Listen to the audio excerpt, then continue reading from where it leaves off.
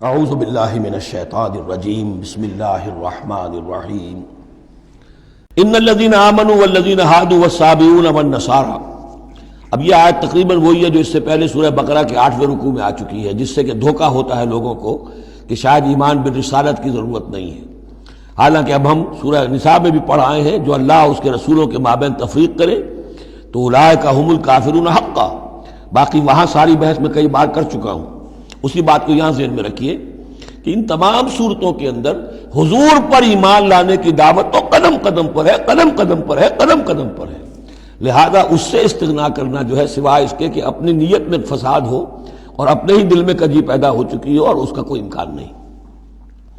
ان الذین آمنوا، بے شک وہ لوگ جو ایمان لائے، والذین ہادوا، اور جو یہودی ہوئے، والصابئون، اور جو صابی تھے، والنصارى، اور نصارى، من آمن باللہ والیوم الآخر۔ اب یہاں سمجھ لیجئے موضوع اپنے اپنے زمانے میں جس نے بھی جو ایمان لایا اللہ پر اور یوم آخر پر اور اس نے عمل کیے اچھے، فلا خوف علیہم ولا هم یحزنون، تو ان پر نہ کوئی خوف ہوگا نہ وہ حزن سے دوچار ہوں گے۔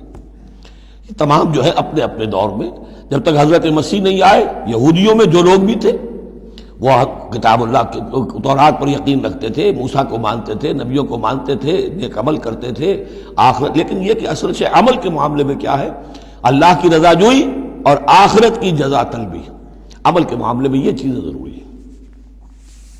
لقد اخذنا میثاق بنی اسرائیل وارسلنا الیہم رسلا، ہم نے بنی اسرائیل سے عہد لیا اور ان کی طرف بہت سے رسول بھیجے، بہت رسول بھیجے۔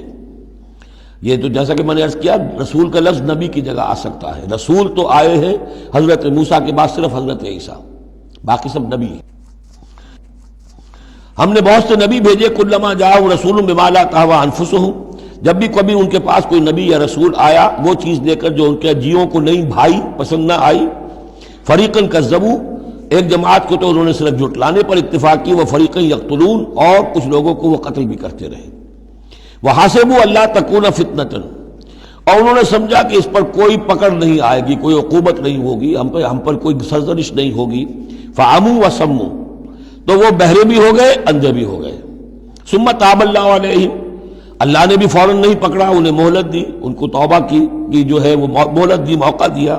ثم عموا وصموا، نتیجہ یہ ہوا کہ وہ اور اندھے ہو گئے اور بہرے ہو گئے، بڑھتے چلے گئے۔ ثم عموا وصموا کثیر منہم، ان میں سے بہت سے، واللہ بصیر بما یعملون، اور جو کچھ یہ کر رہے ہیں اللہ اسے دیکھ رہا ہے۔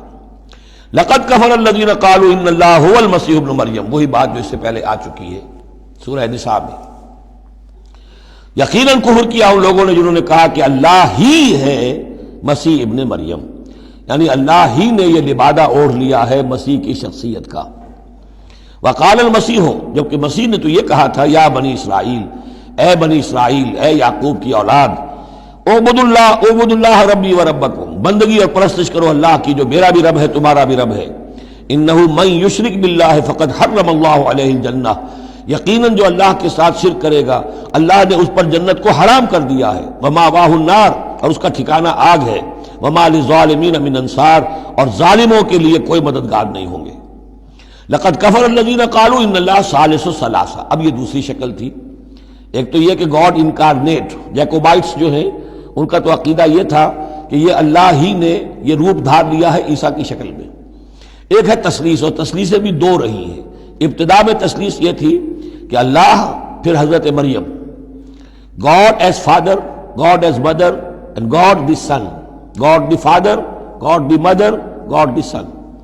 یہ تثلیث اصل میں مصر میں موجود تھی پہلے سے، فرعون کے زمانے سے چلی آ رہی تھی۔